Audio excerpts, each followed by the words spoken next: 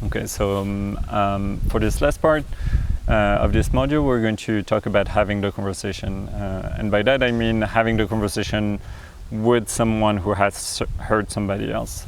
So you've got a report, you've gathered with your team, you've discussed what you were going to do, and now you need to enforce that and have a conversation with the person who has hurt somebody else and inform them of your decision and mediate the situation.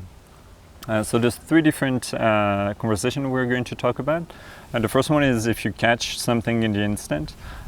So let's say you observe directly a behavior that is not in line with your values or with your code of conduct, how to really catch it in the moment and how you can respond in the moment. The second one is if you're going to have a conversation with a more of a restorative justice approach. And the third one is to have a conversation if you have chosen a more punitive process. So the first thing is if you catch something in the instant, someone makes a comment, or you see something that is not in line with your value, there's a few ways to respond in the moment, and it always feels intimidating, and we tend to let the moment go by, but I want to give you a few tools and a few sentences that I like that can interrupt a moment and that aren't too confrontational, that might help you just move along and also model the behavior that you want in your space. The first one that I like the most, I think, is we don't do that here. So if you see someone doing something that's inappropriate or say something that is insensitive or something like that, just saying we don't do that here is a great way, in my opinion, to respond. The reason why I like it is that using we includes the person, so it's like you, I, and everybody else aren't going to behave in that way in this space, and it's also not a value judgment. It's just here we don't do that, and that doesn't mean that you can do it in other places. It's just like here and now, and with us that's not okay. And so that allows you to have just like a very quick sentence that's not too confrontational to interrupt something.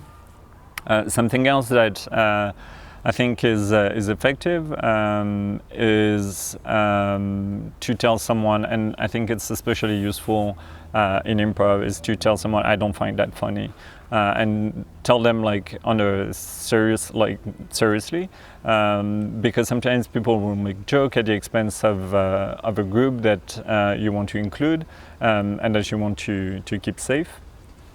And again, if your decision and your values is that those jokes are okay, that's totally fine.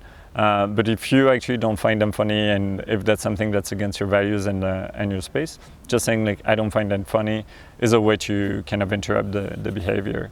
If people don't get it, the next sentence that I like to use is just please stop, which is very direct and clear, but again, not too confrontational.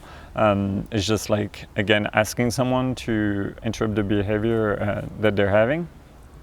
But it's a little more on the firm side, which is why I keep it in situation where I'm all right, what's happening is okay, and maybe I can get some time to think about it, or we can talk about it, but just interrupting the thing, and then maybe we can resume back later, or actually stop it and not resume.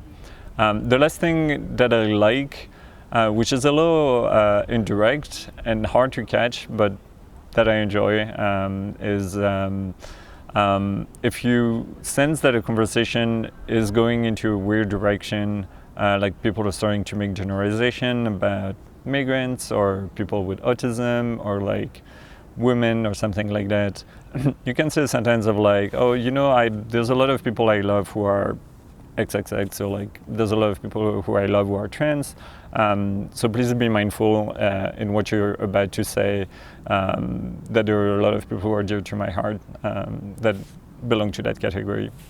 And it's just a way to signal and to rehumanize the group that we're going to talk about, and also mention that you have a stake in this conversation. And sometimes that's enough for people to be a little more mindful and careful and be a little less aggressive. It's a way to make yourself a little more vulnerable, and maybe invite them to come back to a place of more empathy. So those are like the 4 sentences that I think are useful to also practice and have in your pocket to get out if you need. Now we're going to move on to having a conversation in a restorative justice model. So let's say that you observed behavior that was that's inappropriate. So maybe someone who kisses everyone on stage without asking for their permission before, and who has made others feel uncomfortable. And it's still a valued member of your company, and you want them to stay. You just want them to change that behavior. So how to have that conversation? Well, first, typically I will start by making the person feel valued in the space, and to kind of like shift the focus away from blame or having them being fearful of the consequences. I want to still reconnect with them and say, like, you're someone who we value. We don't want you to improv with us. We really value your presence. And then I focus on very factual things if I'm allowed to do it. So if the person who has reported to me has told me not to give any identifying details, I will be a bit more vague.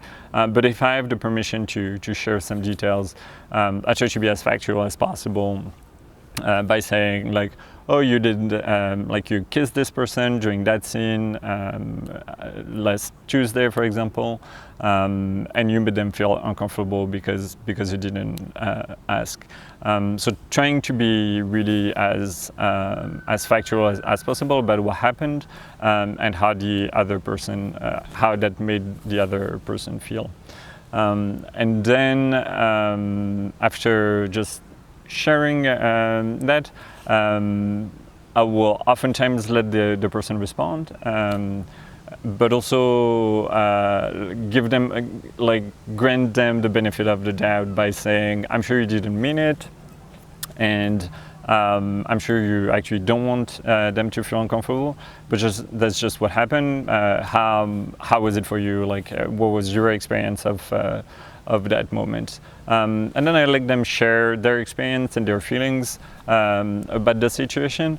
Most of the time when you work with people who are good people and who are of good intention, people will generally feel bad about the situation. Maybe they will react in ways that are slightly defensive. So even when people are a little defensive, I try to always bring it back to the facts and be like, well, you had this behavior that made someone feel uncomfortable. I'm sure that's not what you want. Let's think of ways to change your behavior so that you don't make other people feel uncomfortable. And so during that conversation, I try to, like, slowly transition to that part. And so I generally try to ask them first about that. So, like, do you have any ideas of how you could do things differently so that it doesn't happen again?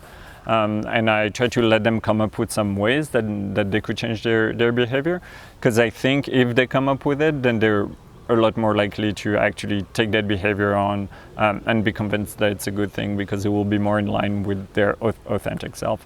And if they don't come up with anything, then I will suggest a few things. So something like, well, maybe let them initiate the kiss, or maybe you can talk about it before going on stage, or like during training. We could have a conversation about who's comfortable kissing who and in what situation, and find different approaches and different ways to make sure that the behavior doesn't repeat. Once we've agreed on a set of behavior changes or commitments, then I will again, like, try to summarize the situation and the commitment, and I will try to set up a check-in date. So, like, if you train every week, for example, I will say, well, let's talk again in a month so that you have time to practice and we can see what behavior works for you, what behavior doesn't work, and we can talk about it again. And again, that's typically the type of thing I would write in your record type of thing, so that the information doesn't get lost and there's actually someone who's available to follow up. And so once we've set up a reoccurring date or like a check-in date, I will typically do a little checkout of the conversation, ask them how they're feeling, and also again like try to reconnect with them and offer a different activity, because again they might feel a bit shaken, they might feel a bit rejected by the situation, and so I want to like again make them feel like they're part of this community, they're wanted here, and so I would offer them to like grab a drink, talk about something else, chit chat about something else, or go do a scene, go do an improv game, or whatever is available, so that the interaction we had was not just that conversation, and kind of like wash away a bit the negative feelings. And that's it for the conversation when you want to have like a restorative justice approach. And if you want to enforce something that's a little more punitive, or like that has like very direct consequences, then I would suggest a few things. First, I would be again mindful of the setting. People might react negatively at being confronted, so make sure you're safe, and to do that I would suggest you do that in a place where there are some people that are not directly next to you, but that are around, so that they could check in if things get out of hand. And then again I would suggest to be as factual as possible. Mention that what they did, so like you have done this and that, and those elements break of code of conduct. We have decided that the consequence of this is that you're no longer welcome for training for a month, for example. And then thank the person and end the conversation. Typically in that type of situation, when I reach a point where I'm making a decision to ask someone not to come back, either temporarily or permanently, it's not necessarily the time to have a long back and forth. And I come to this conversation having already all of the information I need to feel firm in my decision. And so it's just a conversation about informing them about the decision you made and not opening the door for any negotiation. I will open the door for any question that they have, if they need clarification, or if they need clarification about some of the things you've said. But then I don't give a lot of room for negotiating or changing the decision. I find it to be the most painless and both for me and for the person who I'm talking to, and to be the most effective. And that concludes our second module on creating safer spaces and improvisation. So again, to summarize where we're at right now, so in the first module we talked about how to set up your space, how to write a code of conduct that's in line with your values, how to set up a reporting system, and how to set up a record system. In the second module, we talked a little more about dealing with an incident.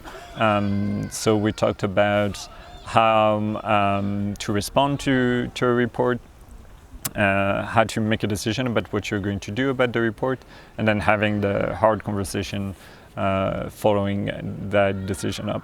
And then in the third module, it's going to be slightly different. It's going to be a lot of tips and ideas about practices that will make your spaces more inclusive for women, for trans folks, for people of color, for people with autism, for people with disabilities.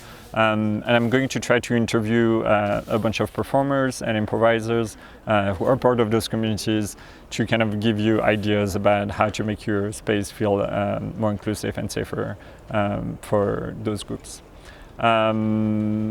Great. Well, thank you so much for following up with that second module, and I'll see you soon.